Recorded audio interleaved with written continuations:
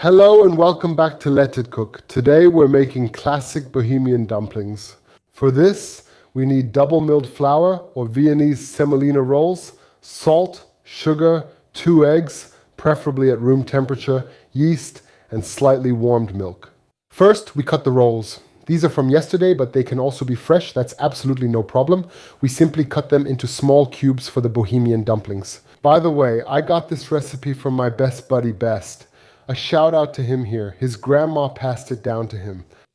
I thought they were so great last time. And since I also made them during my apprenticeship last time, I figured I'd better get a recipe. We always wrapped them in a cloth during my apprenticeship. That way they turn out nice and round and look good on the plate. You can do that too, but you'll need clean kitchen towels. If you want a Let It Cook cooking channel knife like this, there's a link above. Check it out. Now you have 2 ways to do it. I recently tried them for the first time at Best's, where he served them with his roulades using a Let It Cook channel recipe. And I have to say they were much fluffier than when you wrap them in this cloth. That's why today I'm just going to copy him and do the same and show you. Because they were really delicious. They were so fluffy and soaked up the sauce really well. Of course, this is a dumpling, so you need a proper saucy recipe for it. So it's perfect for something like goulash or also for roulades. It went really well with that. Anything where you generate a lot of sauce. I warmed up the milk a little, but really not too hot. Otherwise, the yeast culture will die on you. A bit warmer than lukewarm, maybe. Then you add a pinch of sugar in there. That just helps to activate the yeast a bit. Please don't add salt yet. That's actually counterproductive. You can if you want, but I find salt should be added at the end. I forgot to mention a pinch of nutmeg. I always like to add that too. Now crumble the yeast in here. And there, I have to admit, the best way is to just quickly mix it with your fingers, because that way you can feel if the yeast has completely dissolved. It's just like, maybe you've seen me dissolve starch before. I also like to use my fingers for that. You get a feel for it. You can sense if there are still any lumps. Or has it really dissolved completely? It's much easier than making potato dumplings. And in terms of taste, I actually think it's even better, I have to say. Now we'll take the double milled flour, or as it's often called here, Wiener Griesler. I'll pour it into the food processor. You see, it's a bit dusty, but I have the fan on, so don't be surprised. Now we'll add the yeast water, yeast milk of course, and 2 eggs.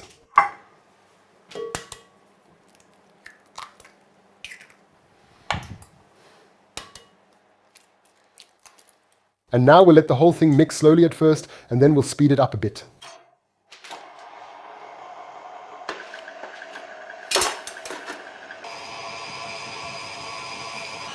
Let's add some salt.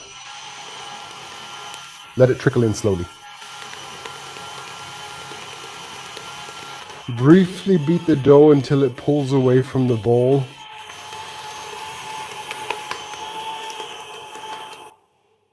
And when it's ready, we'll add the breadcrumbs or the bread cubes.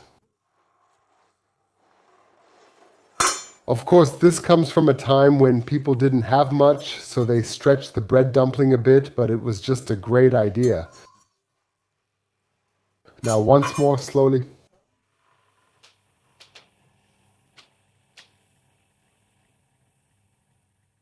And now you just take a bit of semolina. Again, don't waste anything. Make sure you get everything, even what's still stuck to this thing up here. Like this.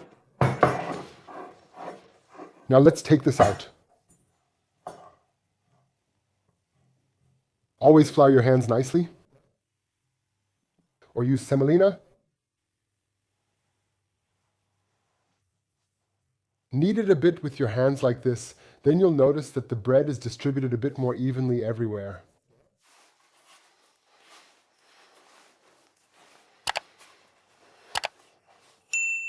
It should be just like it is now, slightly sticky, but still comes off the board easily. That's exactly the right consistency. Then you just cut the dough ball in half in the middle.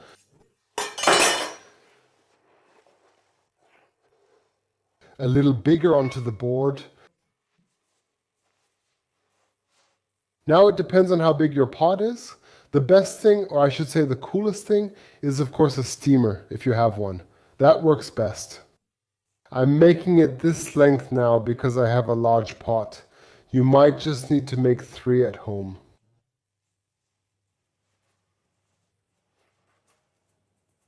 Okay, and now we'll just cover these guys. Let them rest for 25 minutes, and in the meantime, bring a big pot of water to a boil, well salted, and then I'll see you in a bit, my friends.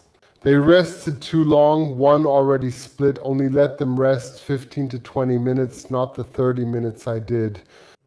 I still have to quickly buy something and got delayed. The water is boiling, so add a good pinch of salt. Don't be stingy. I can also give you a tip which I've mentioned a few times before. You can also try pasta or dumpling water. It's surprisingly good. This spoon is perfect for tasting. You'll be surprised how much salt that is. Now it's salted just right. You need a lot more salt than you think to make it just a little salty. It should taste like seawater because then the dumpling will be really flavorful.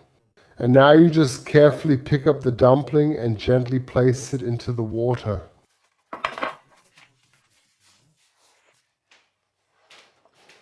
The second one too, and now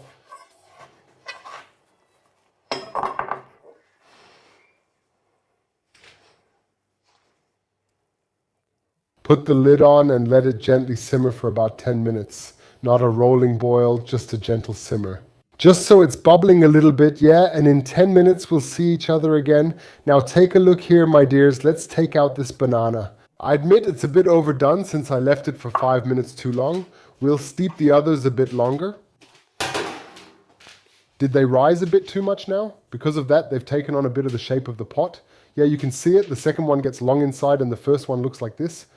They turned out really well, but they do have a bit of an unusual shape, if you will. Yeah, I'll cut into one. Let's take a look inside, or I'll cut here so you can see it better. Yeah, take a look. Wonderful, fluffy, juicy, just right. I'll try some now. This texture here can really absorb a lot of sauce.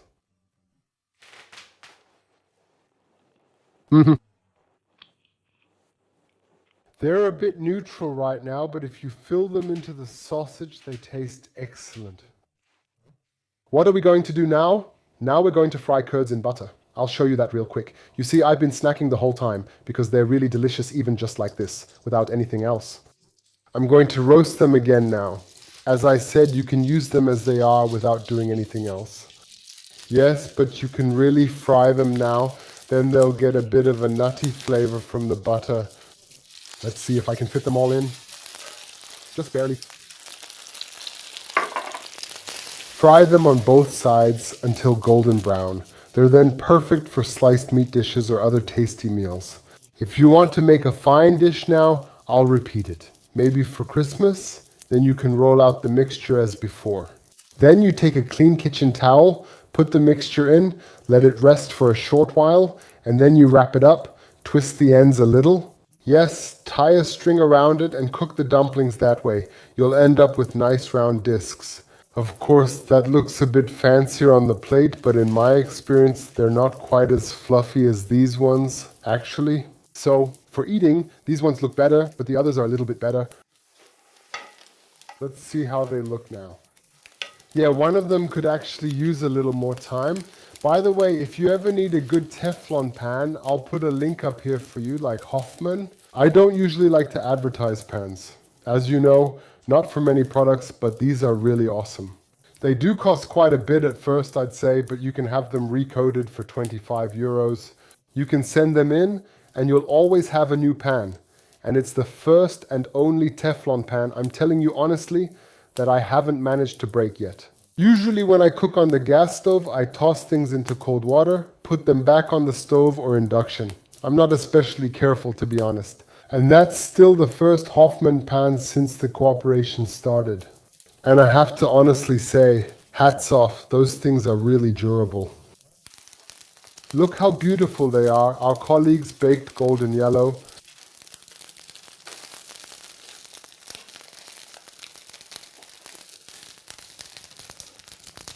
And now a really awesome goulash with a nice saucy goulash.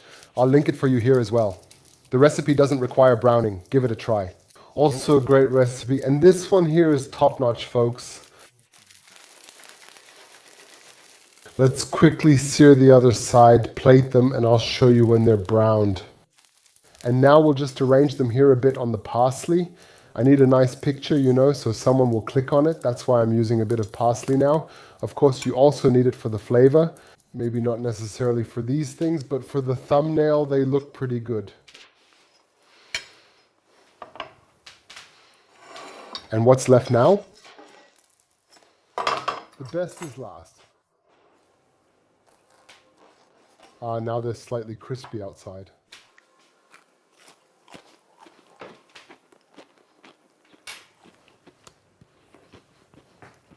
Super tasty, seriously. Best recipe, thanks again to Bess. Really great recipe, it worked really well. You just really need a big pot, so maybe it's better to do it in 2 batches because I made a little mistake.